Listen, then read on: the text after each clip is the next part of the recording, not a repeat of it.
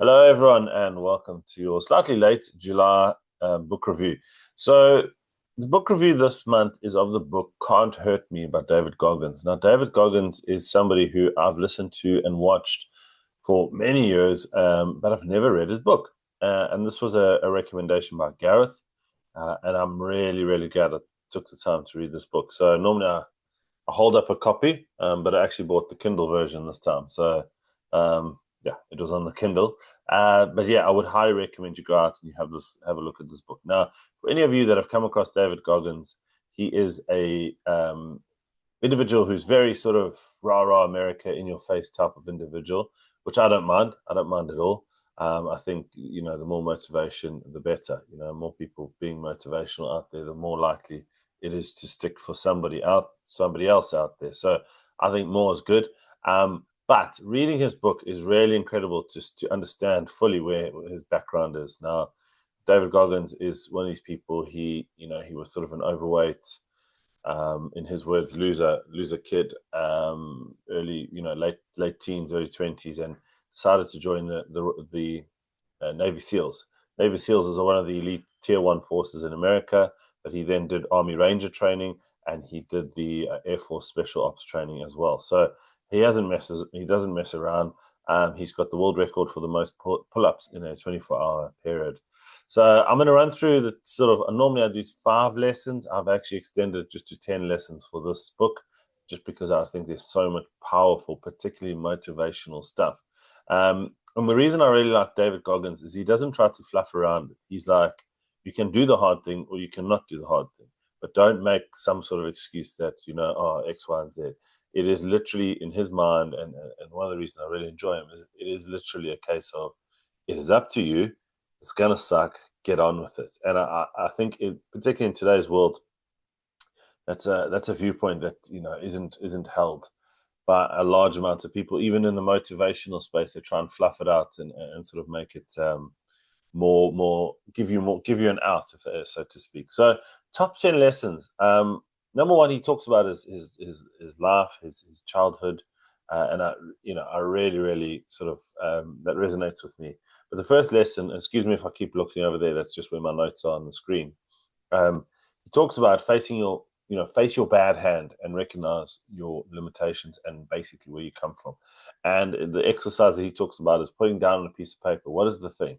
What is the thing that happened to you? Now, his life, it was an abusive father, and then his mother and him moved away, and it was then a much more economically challenging situation. So, a really, really sort of tough upbringing, and then he went into this sort of end of teens where he became a cockroach exterminator.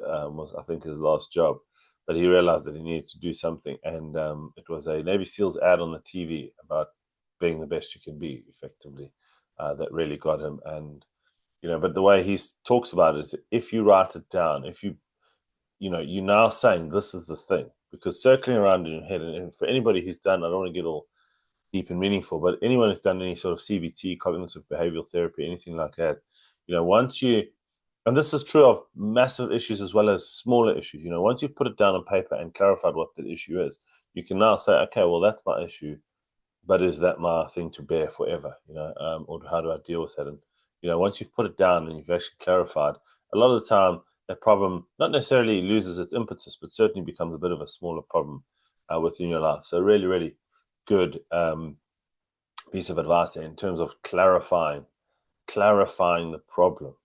Clarifying the bad health, the bad hand that you were dealt. Okay. Second lesson is create an accountability mirror and set your goals every day. Now, this one, he talked about a physical mirror where, he had a physical mirror and he'd have a little sticky note and he'd stick, today I want to do X, Y, and Z. And I like that, I mean, it's some sort of, at the end of the day, it's not about, it's looking yourself in the mirror, looking yourself in the face and going, have I achieved what I wanted to achieve today? Why didn't I? And we'll get to that in a second. But it's, having that accountability mirror where you're looking at yourself and you're looking yourself in the eye, because that's the toughest critic. No matter what you think, the toughest critic is going to be the person looking back at you, and he's going to be talking about what are the goals that I set for today and did I achieve them? Okay. Third one, embrace discomfort to build mental resilience. Now, I like this, doing the harder thing, doing the thing that you don't want to do. I do a lot of this is very easily translated into the physical space, exercise space, that sort of thing. And I get like this. I get on board with. I'm not a very fit person. I never have been. But one of the things I've done, certainly over the last year and a half, 2 years, is every Sunday morning at 8 o'clock, I meet up with a couple of friends. One of whom is ex-military, and we do a pretty huge session. And I think that just, that it was a next level. It wasn't just a run. It was like, as an example, and it's not about me, but we did something like 150 burpees in one session, which is savage. But the point is, once you've done those hard things, that's how you start. You realize, well, actually, I can do that. So maybe I should just do a bit more in the week, to complete that training, to really round it out. And the same can be said of anything. Do you want to have in property, do you want to have the difficult discussion with the builder? Do you want to have the difficult discussion? Of course you don't. But once you've done it, and once you've done it a few times, then it becomes a little bit easier. And actually you realize, well, it's not an emotional conversation. It's a logical conversation that needs to be had. And I just need to have the conversation and get to an end resolution. So yeah, really just sort of embrace discomfort to build that mental resilience, because your comfort zone's just got to get bigger. That's the reality. Your comfort zone's just got to get bigger. There's everything you want is always on the other side of that comfort zone. But the bigger you make the comfort zone, the more you can have, the easier it is to have those, more challenging situations and conversations. So lesson 4, taking souls. Okay, quite a dramatic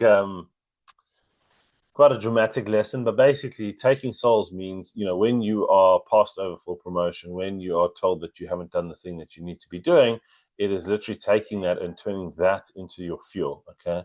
I don't know how much I agree with this. I think it's incredibly important, but it's how much weight you give it. And, I can only use myself as an experience, but in this space, you have to be very careful of how you turn that negativity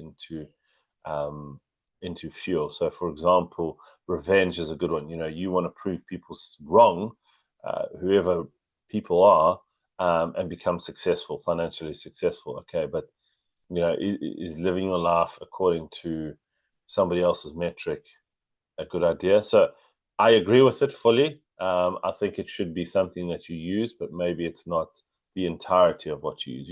Carrot and stick. There has to be a balance. So the other one is, the next one is visualize success and mentally prepare for challenges. Okay. You have to visualize that success. I would take this a step further, and some of you may know this that have coached with me from a mindset perspective. But visualizing success is, what does it look and feel like when you get to the thing? Once you've achieved that, and really, sitting down and appreciating, okay, fine, once I've hit a certain amount of money or free time or whatever, once I've hit a certain amount of deals, what does that look like? And sitting down and like sort of really thinking about that. He obviously talks about, and anybody who's a runner will know about this. It's you just sort of bring it back to the next feasible, like, is it the lamppost over there? Is it the bush over here? Is it the driveway coming up? That, let's just get to that point. Let's just get to that point. So creating those steps, and then just preparing for, it is going to suck. It's not going to be amazing, but it's not going to be terrible either. And, you know how to do it. You know how to get through it, and you know what it's going to lead to. So the next lesson 6, okay, develop a mental cookie jar filled with past victories. This one I really like. I really, really like. And I think personally, and most people are guilty of this to some way, shape, or form, is literally it's not celebrating your successes, but it's drawing on, I've done that thing. I've had the difficult conversation with the builder before, and actually it was quite a good outcome. So next time I have to have the difficult conversation with the builder, I'm going to be more willing to have the difficult conversation with the builder, because I know, okay, fine, it's not the end of the world. Everybody lives. Maybe he's a bit pissed off. Maybe I feel a bit like, that feeling of like discomfort. But once it's over, it's done, and it's a better outcome. The same could be said of putting in lower offers on a property. And when you're putting out offers and you want to put in a really cheeky offer, it's all of those sort of just those victories. Have that sort of box, that cookie jar that you can draw on and say, I've done this before.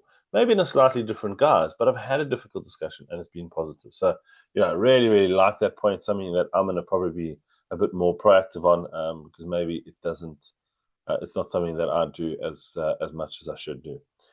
So number 7, dismantle your mental governor, and just by pushing those limits. Okay, this is very much his theme of pushing limits. Okay, because your brain is going to, in the book he talks about how, most human beings probably operate about 40% of what they're capable of, and just saying, look, the governor, your brain, is effectively there and designed to keep you safe and comfortable.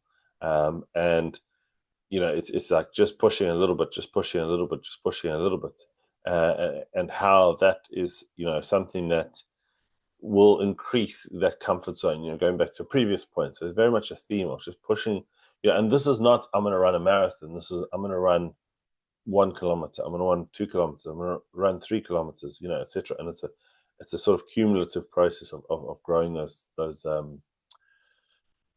comfort zone, and making, you're making your brain realize that actually you're going to, nothing bad is going to happen if you just stretch that comfort zone again and again and again. Okay. Number 8, compartmentalize your time efficiently to maximize productivity. A self-evident point, and one that everybody knows, a favorite subject of so many people out there.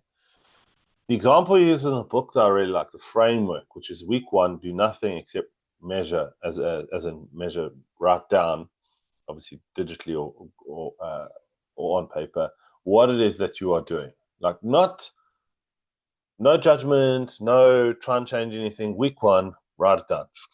Okay. Week 2, do small time blocks, 15 to 30 minutes of items that you want to change, but also keep that data coming in. Just what am I doing? What am I doing? What am I doing in the gaps? What am I doing between calls? All of those sort of things. And then number 3 is obviously start to implement bigger time blocks, and really sort of be harder in terms of your time. Now, this is something that I've done over the years quite a lot. I didn't realize this is where it came from. But yeah, this whole sort of, and it's super, super effective. Time blocking, I don't want to get into a whole time productivity discussion. Time blocking is 101, the best methodology of time efficiency. But the measuring of what you do, we all hit these sort of, it's not, you don't just get to a point and now you're happy. When one of the first steps that I've always taken when I feel like I'm not doing what I should be doing, where I have a week where I think, like, I look at my sort of spreadsheet and I go, well, why haven't I achieved these things? Step 1 is I do go back to this. Okay, let's measure my time and see what I'm actually doing. And look, there's a lot of digital aids that allow you to do that now, but that sort of framework of no judgment, just record what you're doing, then start to build up. Again, following the same theme. It's about starting and building, keep stretching those limits. Okay, lesson number 9.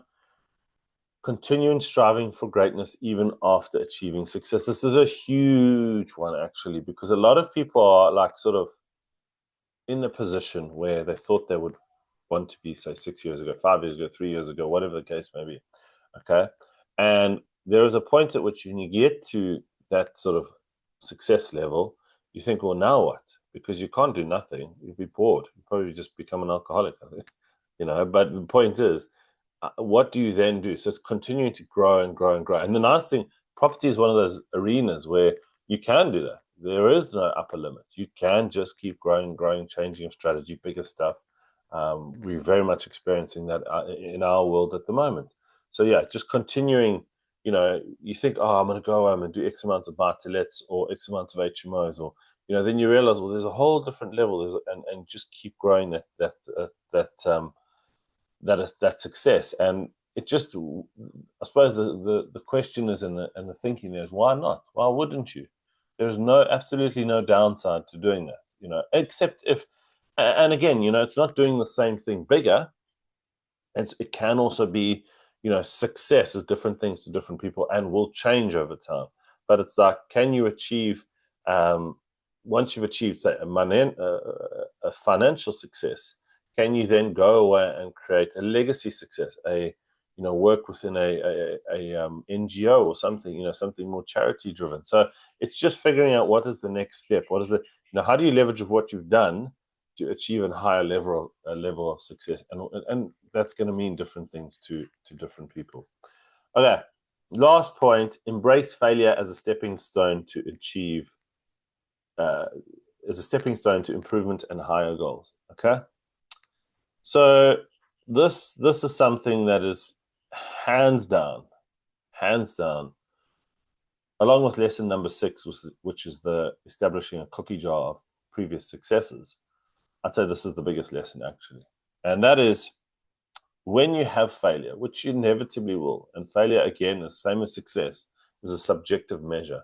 However, when you have a failure, you've kind of got two options. Okay, you can go into boohoo mode. You can kind of go and say, "Oh, this didn't work out for me. You know, my mate down the pub, he was right. She was right. I shouldn't have done this. You know, my auntie was right. My sister, my brother, my mother. You know, all of those people. I shouldn't have pushed. You know, I shouldn't have pushed the boat out. I shouldn't have tried to go beyond my station." Or you have the choice to go, "Cool, that didn't work out the way I thought it would be. What I'm going to do is I'm going to step away. I'm going to put down, ideally on paper, digital, physical, what worked, what didn't work." You know, and he talks about a methodology. What worked, what didn't work? Did it cause strife in your relationships? Did it, like, is this you losing your shirt, becoming bankrupt? So it's just running through, because not everything can be totally bad. There is, it's a philosophical point, but nothing can be entirely bad. Okay, nothing. So the point is, can you take away the lessons, take away the success lessons, and change the things that didn't work within any given deal? And I mean, this is something that we've done for years in terms of our property business. We do a yearly review, and we start with what's worked. And every single year, and we've been doing it for about 8 years, every year we are surprised by the amount of stuff that has worked within the year, because you kind of focus on the negative. As a human being, it's a whole different discussion, but it's evolutionary almost to focus on the negative, okay? Because that's what kept us safe in the past. So we do that, and that is carried over into our modern brains. However, having a look at what has worked and then what hasn't worked. Okay, fine. How do we change, delegate, whatever needs to happen to that failure part, to the part that didn't work, okay? Look, I'm going to end off with a quote, and the quote is from Goggins, obviously: "Don't finish when I'm tired. I finish when I'm done." Okay? And that is just, it sounds self-evident, but that's the level of sort of discipline he has as a person. You might see clips of him and think, "Oh, what is this guy up to?" But understanding his full story and where he comes from and what he stands for is an incredible, I think he's an incredible role model for anybody, male, female, old, young. It doesn't really matter. He's obviously focused big on the physical stuff, but really, the physical stuff doesn't happen without the mindset, and that mindset is so important. And mindset, everyone thinks airy fairy, but no, mindset is a very practical, process-driven element of our journeys that we need to be considering. So I hope you've looked at it. I hope you've looked at my last video. You've got this book, you managed to read it. Let me know any thoughts that you might have. And the next book that we're going to be reading is Dial with Zero by Bill Perkins. Really good book, recommended to us by Grant. So we'll have a look through that over the next month, and we will have that review out for you in early September. I've already started reading it. I did have it here, and it has been taken away by small hands. So just pretend I'm holding it up here. Okay, Bill Perkins, Dial with Zero. But anyway, hope you've enjoyed that, and look forward to your thoughts, if any, and we will speak to you on early September with our next book. Thanks, everyone. Cheers. Bye-bye.